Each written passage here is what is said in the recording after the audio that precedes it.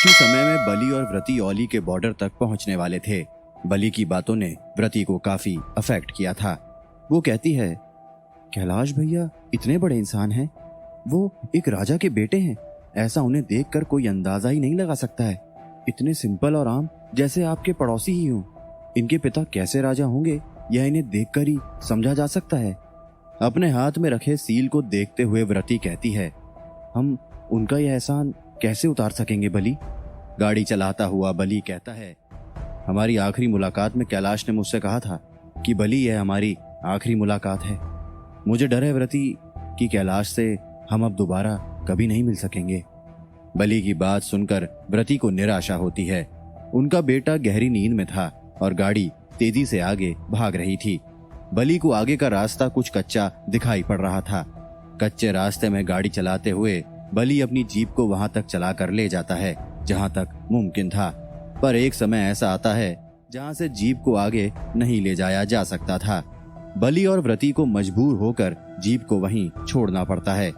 आगे के रास्ते को देखते हुए बली कहता है, व्रती अब हम ओली की सरहद से ज्यादा दूर नहीं है, जल्दी चलो।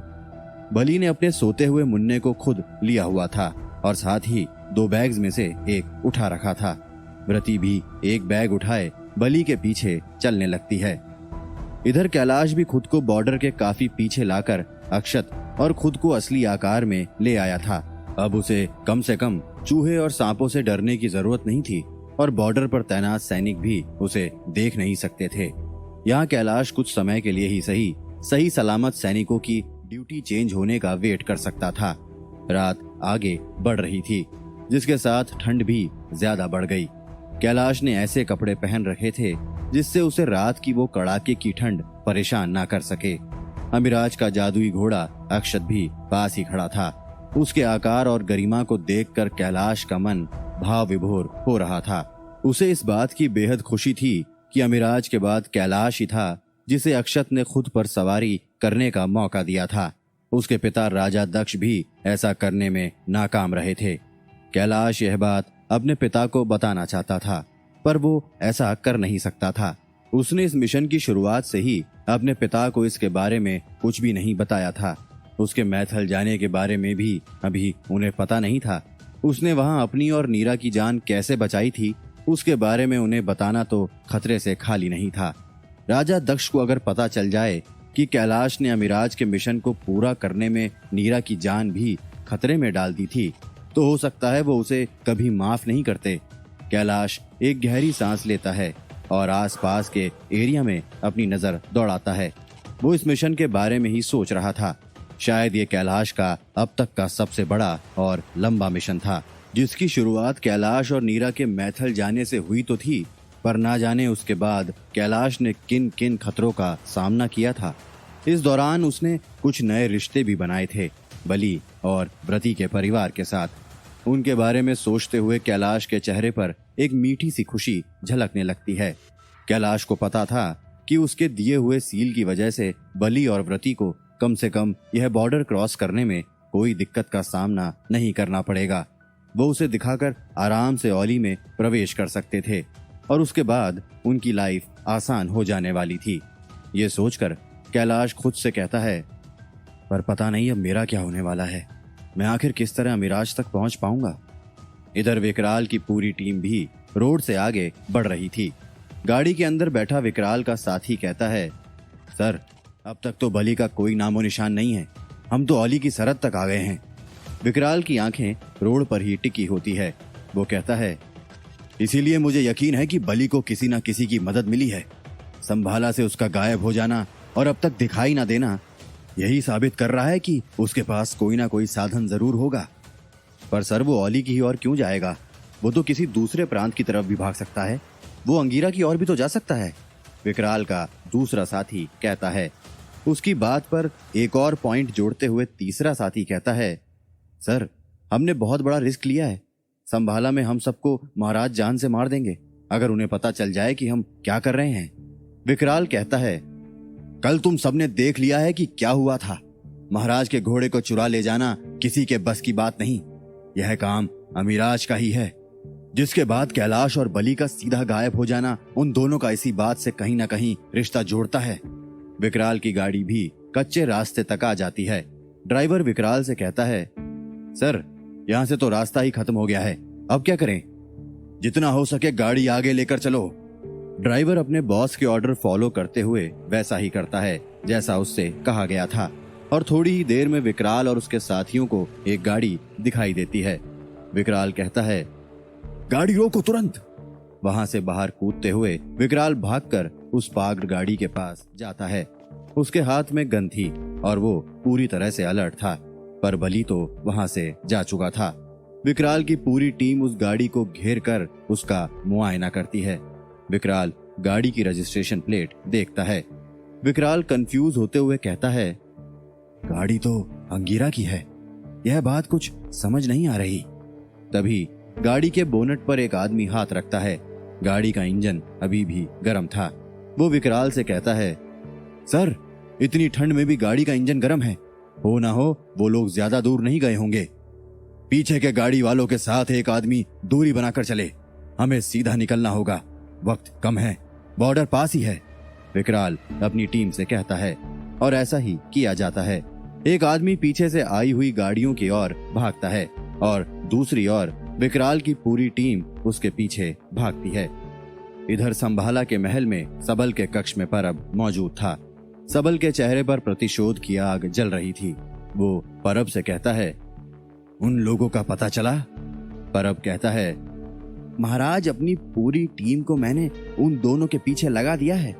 जैसे ही वो लोग कैलाश और बली को पकड़ लेंगे, हमारी टीम पीछे से उन सबको खत्म कर देगी और हमें तुरंत इस बात की खबर दे देगी। मैं भी बस उनके फोन का वेट कर रहा हूँ। इस पर सबल कहता है, मुझे धोखा देने की हिम्मत करने वालों को मैं एक सांस भी लेने नहीं दूंगा। परब जवाब में कहता है, महाराज ऐसा ही होगा। कैलाश घड़ी चेक करता है। अभी भी कुछ समय बाकी था। कैलाश को किसी के चलने की आवाज आती है। कोई उसकी तरफ तेजी से चला आ रहा था। कैलाश एकदम से अलर्ट होते हुए खुद को छुपाता है और पीछे की ओर देखता है। उसके कानों में पड़ रही आवाज अभी भी सिर्फ आवाज ही थी। रात के अंधेरे में उसे कुछ दिखता नहीं है। यह आवाज किसी और की नहीं बल्कि पीछे से आ रहे व्रती और बली की ही थी। व्रती काफी थक चुकी थी, उससे चला नहीं जा रहा था। उसके हाथों से बैग गिर जाता है और वो भी बेजान होकर वहीं जमीन पर बैठ जाती है। बली जानता था कि ऐसे बैठ जाना खतरे से खाली नहीं था। किसी भी वक्त उन्हें रोकने के लिए सबल के लोग वहां आ सकते थे। वो व्रती के पास जाते हुए कहता है, व्रती यह समय थक के बैठने का नहीं है, और देखो बस हम पहुंच ही गए हैं। कुछ ही दूरी पर औली की सीमा शुरू होती है, थोड़ी और हिम्मत दिखाओ व्रती। बली की बात सही थी, पर व्रती बहुत थक गई थी।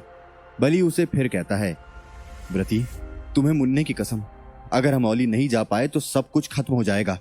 प्लीज एक बार चलने की कोशिश करो। अपने बेटे की जान की परवाह किसे नहीं होती। हाँफती हुई व्रती जैसे तैसे खुद को खड़ा करती है और वो बैग उठाते हुए चलने की कोशिश करने ही वाली थी कि पीछे से एक आवाज सुनाई देती है, और कितना भागोगे बली? इस घने जंगल में जब बली को किसी ने उसके नाम से पुकारा तो बली डर से सिहर उठा। वो इस आवाज को पहचानता था। यह विकराल की आवाज थी। बली मुड़कर देखता है तो उसे अपने सामने विकराल खड़ा दिखाई देता है। व्रती और बली की आंखें बड़ी हो चुकी थी और उनके मन में सिर्फ शौक के अलावा और कुछ भी नहीं था। बली खुद को आगे करते हुए व्रती को कवर करता है। विकराल ने बली और व्रती के ऊपर गन तान रखी थी और सिर्फ विकराल ही नहीं, बली और व्रती उसकी पूरी टीम के निशाने पर थे। व्रती आगे बढ़कर बली से पूछती है, बली यह लोग तुम्हारा नाम कैसे जानते हैं? विकराल कहता है, इसने बताया नहीं, हम सब एक साथ काम करते हैं। नहीं थे, कल इसने हमें धोखा देकर साबित कर दिया कि यह आदमी भरोसे के काबिल नहीं है। मैं विश्वास नहीं कर सकती, यह तो लकड़ी काटने का काम करते हैं, व्रती कहती है।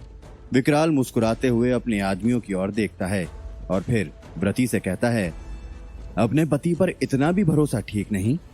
खैर यह सब छोड़ो और अब यह बताओ कि क्या करने जा रहे थे तुम दोनों? बली ने अभी भी व्रती और मुन्ने को पीछे कर रखा था। वो विकराल से कहता है, सर आप जो भी सजा दो मुझे मंजूर है। व्रती और मेरे मुन्ने को यहाँ से जाने दो, वो औली चले जाएंगे, उन्हें बस जाने दीजिए। व्रती तुरंत कहती है, मैं तुम्हें छोड़कर कहीं नहीं जा रही हूं बली, यह बात ध्यान रखना। इस मौके पर बली व्रती से बहस नहीं करना चाहता था, उनकी जान जा सकती थी। वो डांटते हुए व्रती से कहता है, व्रती मेरी बात मानो, यह लड़ाई मेरी है, मैंने जो गलती की है उसकी सजा मैं तुम्हें और मुन्ने को नहीं मिलने दूंगा। विकराल कहता है, कौन कहां जाएगा यह मैं तय करूंगा। मेरे सवाल का जवाब दो, औली कैसे जाने वाले थे जब पता है कि वहां कितना खतरा है। बॉर्डर के पास देखते ही लोगों को गोली मारने के आदेश हैं, ऐसे में तुम अपनी पत्नी और बच्चे को कैसे जाने दे सकते हो। विकराल की पूरी टीम बली को ही देख रही थी, जैसे वो सब बली के जवाब का वेट कर रहे थे। बली विकराल से कहता है, सर मेरे पास एक खास सील है, मेरी वाइफ और बच्चा उसकी बदौलत औली जा सकते हैं। व्रती कहती है, बली तुम यह सब इनको क्यों बता रहे हो, यह हमें मारने आए हैं। बली व्रती के हाथों से वो खास सील लेता है और कहता है, सर आपने मुझे उस वक्त अपना हाथ दिया था जिस वक्त इस डूबते को कोई बचाने नहीं आ रहा था। आपसे मैं झूठ नहीं बोलना चाहता हूँ, महल में जो भी हुआ उसमें मेरा कोई हाथ नहीं। कैलाश को मैं ही महल ले आया था, पर उसके इरादे मुझे पता नहीं थे। पर अगर मैं गलत नहीं हूं तो तुम्हें ये सील कैलाश ने ही दी है ना। विकराल कहता है, और सच जानने के बाद भी तूने उसकी मदद ली। दुश्मन से मदद लेने की सजा संभाला में क्या होती है मालूम है ना। विकराल की गन अभी भी बली की छाती की ओर थी। बली का सर नीचे हो जाता है। क्या होगा इसके बाद?